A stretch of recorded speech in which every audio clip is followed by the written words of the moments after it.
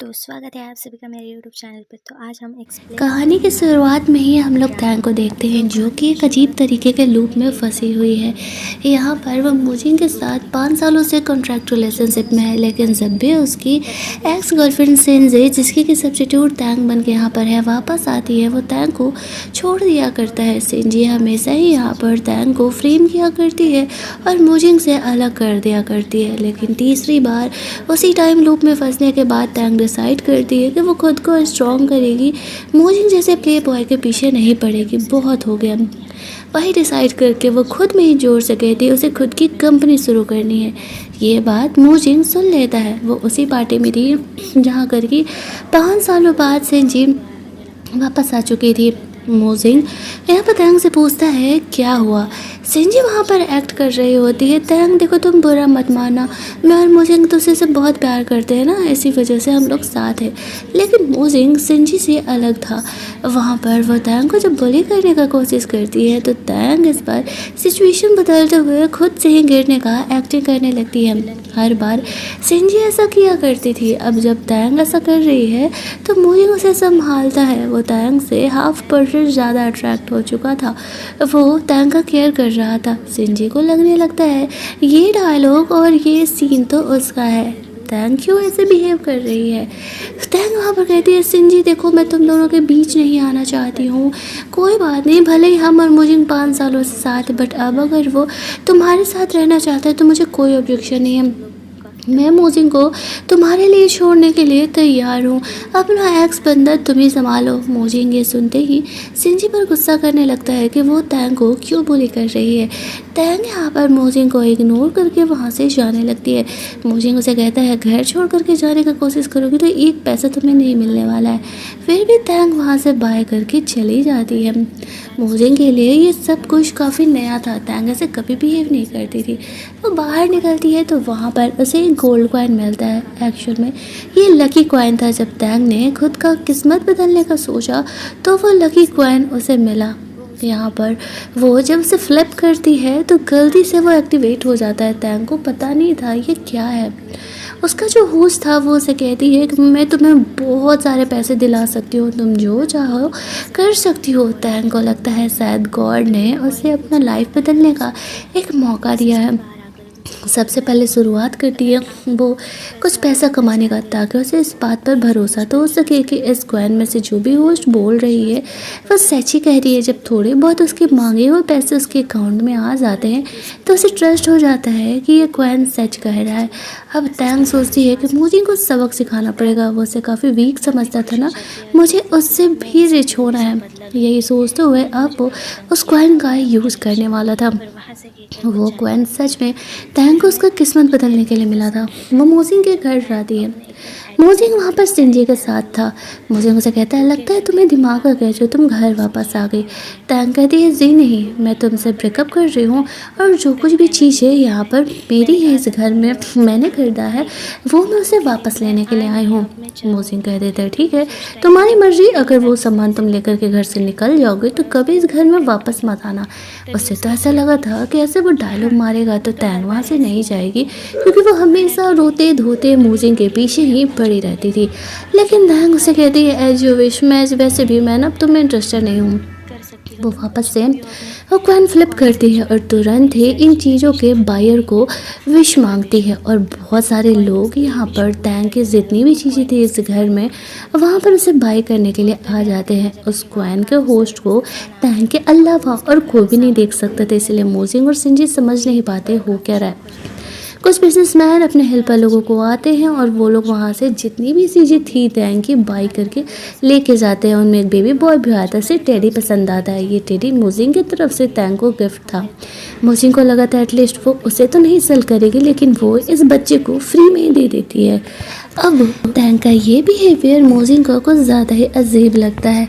वो चीज़ें sold out करने के बाद टैंग को अच्छे खासे पैसे मिल गए थे। मोजिंग वहाँ पर उसे कहता है कि वो ये सब कुछ इसलिए कर रही है ताकि वो उसे अट्रैक्ट कर सके ना। टैंग कहती है गलतफहमी है तुम्हारी, मुझे तुमसे कोई मतलब ही नहीं है, मैं खुद की कंपनी शुरू करने के लिए ये सब कुछ कर रही हूँ। ऐसे भी 5 साल फ्री फुकट में तो मैं तुम्हें अपने बर्बाद करने देने नहीं वाली हूँ। अब मुझे तुमसे फ़ायदा निकालना है, देखते जाना एक दिन मैं तुमसे भी ज़्यादा रिच बन के रहूँगी। मोजिन तैंग को हल्के में ले रहा था, बट उसे पता नहीं था कि तैंग सच कह रही है। उसने जो मोजिन को नेकलेस गिफ्ट किया था वो भी उससे लेकर निकल लेती है। अब मोजिन को थोड़ा सा तैंग पर गुस्सा आने लगा था। वो बाहर निकलती है, उसे अपना टोटल वर्थ पता चलता है। वहाँ पर अब ना उस होस्ट को वो कहती है मुझे एक कंपनी बाय करनी है, तो वो इंटरनेट पर उसे ऑप्शंस दिखाता है और उसके जितने भी अभी फ़िलहाल पैसे हैं उसके पास, उसके हिसाब से मोजिन से काफ़ी बड़ी कंपनी तैंग के हाथ लगती है। वो अपने टोटल पैसे का 80% लगा करके उस कंपनी को बाय करने का डिसाइड करती है। उस कंपनी का ऑनर को वो तुरंत ही कॉल करके इन्फॉर्म करती है कि उसे ये कंपनी बाय करनी है ताकि वो उसमें अपनी कंपनियाँ स्टार्ट कर सके। वो बाहर यहाँ पर तैंग से कुछ नेगोशिएशन करने के बाद तुरंत उसे वो कंपनी सेल करने के लिए रेडी हो जाता है। तैंग के टोटल वर्थ का फ़िलहाल 80% अब तक यूज हो चुका था और अगर अब उसने पैसे से ज़्यादा नहीं कमाए तो आगे उसके लिए पंगे हो सकते थे। लेकिन तैंग फ़िलहाल बहुत आगे का नहीं सोचती है। अभी वो इस न्यू बंदे से उस चीज़ों को बाय कर लेती है। वो कंपनी उसे सच में काफ़ी पसंद थी और उसे अच्छे खासे दामों में से सेल करके वहाँ से चले जाता है। तैंग तो खुश थी कि रिच बनने का स्टेप 1 कंप्लीट हो चुका है।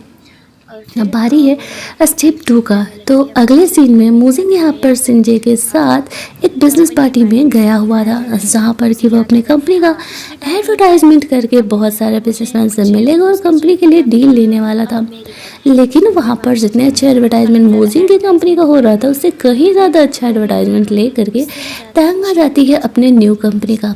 तैंग की कंपनी न्यू थी, इसलिए बहुत सारे लोगों को उस कंपनी के बारे में फ़िलहाल नहीं पता था।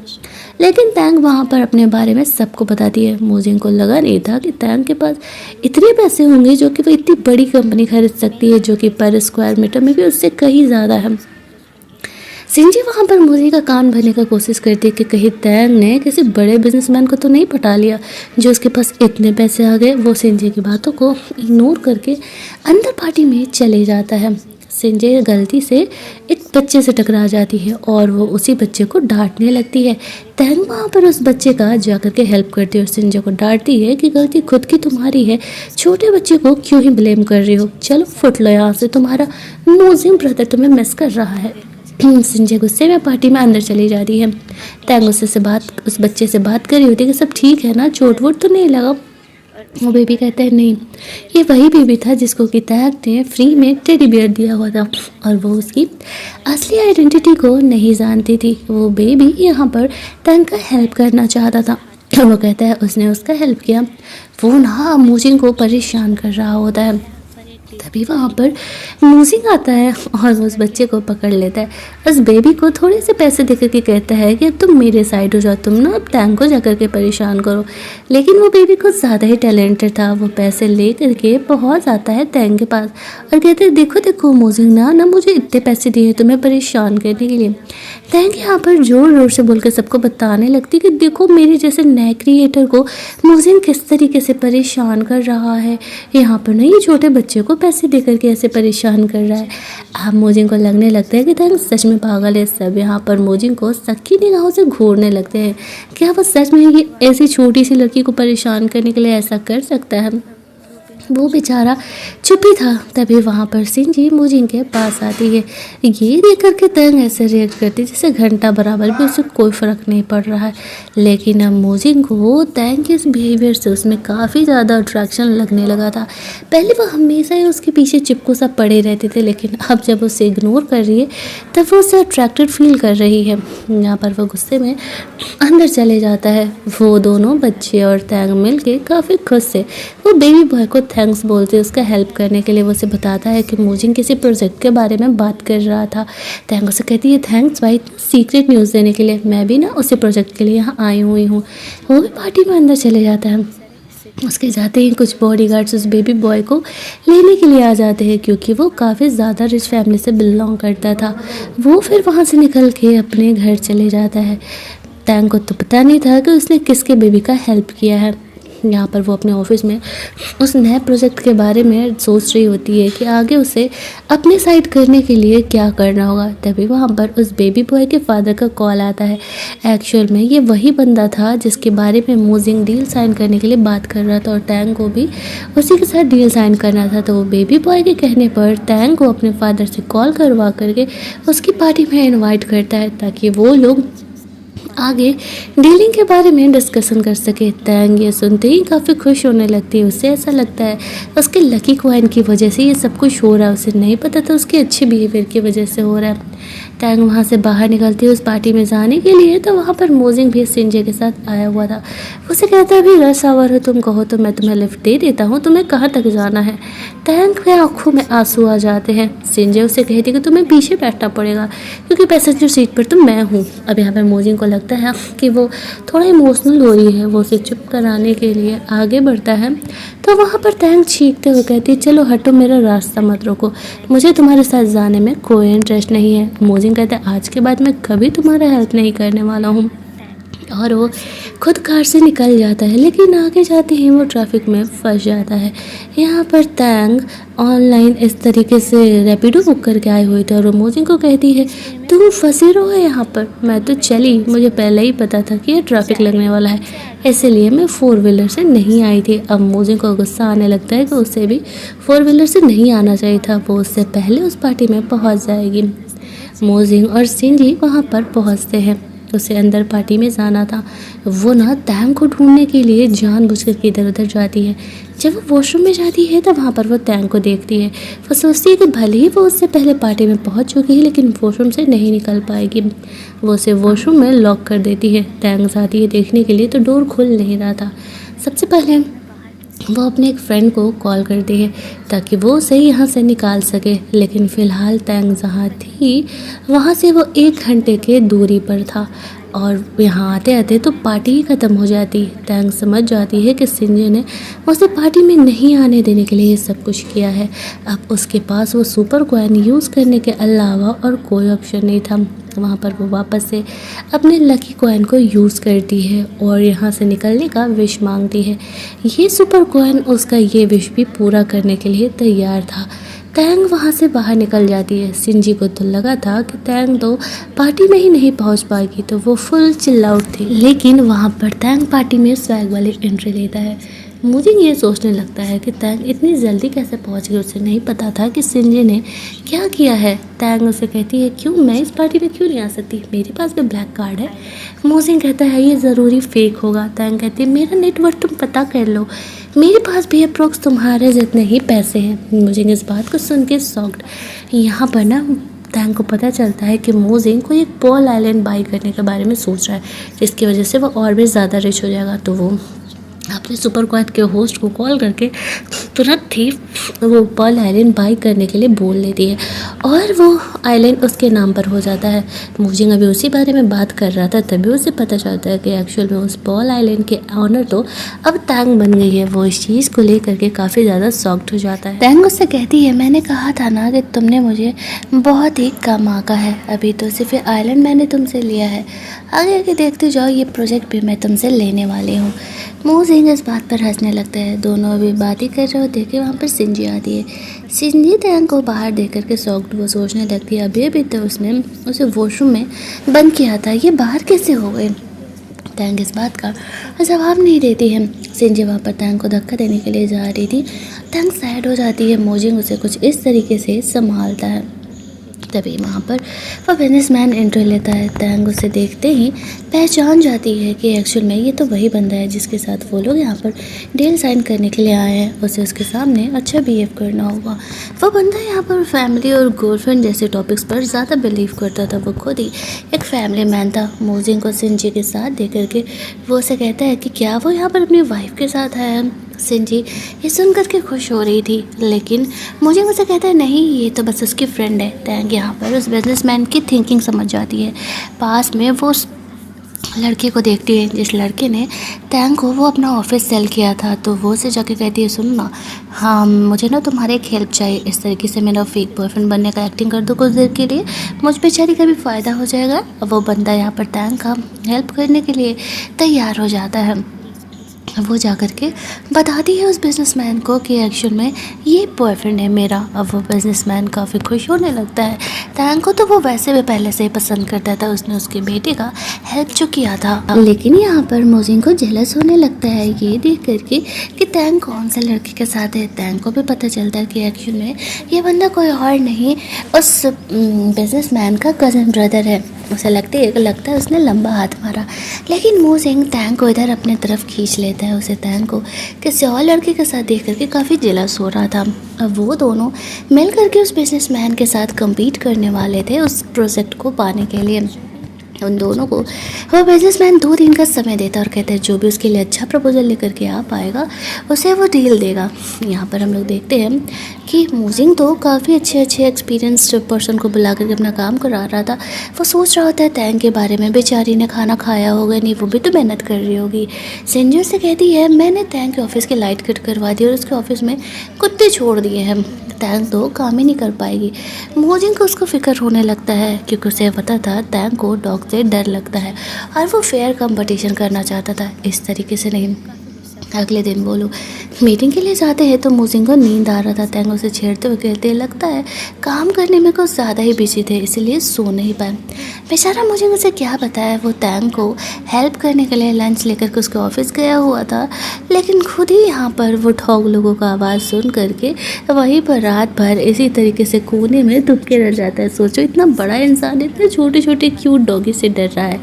खैर आज का दिन हम लोग देखते हैं जहाँ पर कि वह बिजनेसमैन आता है।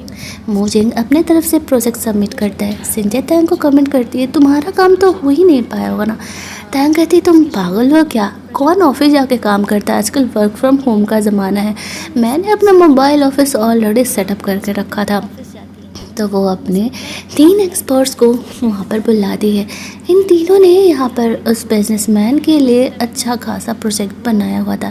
टैंग उसे समझाती है कि हमें आज के यूथ पर ध्यान देना चाहिए, यूथ की क्वांटिटी बहुत ज़्यादा और ये प्रोजेक्ट हमारे लिए यूथ के लिए सोच समझ करके बनाया गया है।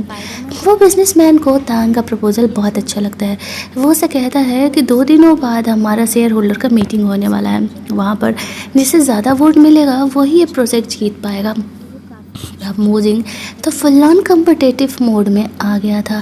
टैंग सोचती है कि अब तो उसे कुछ करना ही पड़ेगा, तभी तो वो मोजिंग से जीत पाएगी। शेयर होल्डर्स का वोट पाने के लिए उसे उनकी 5 लोगों को पहले पटाना होगा, इम्प्रेस करना होगा और अपने फेवर में करना होगा, तभी वो ये काम कर पाएगी। और यही दिमाग सिंजी को भी आ रहा होता है कि पहले उसे उन बिजनेसमैन को पटाना होगा। टैंग यहाँ पर अपने सुपर क्वीन के थ्रू सारे शेयर होल्डर्स के वाइफ के बारे में पता कर रही होती है कि किसका वो इंटरेस्ट जीत सकती है, उसमें से कुछ का उसका हिंट मिलता है।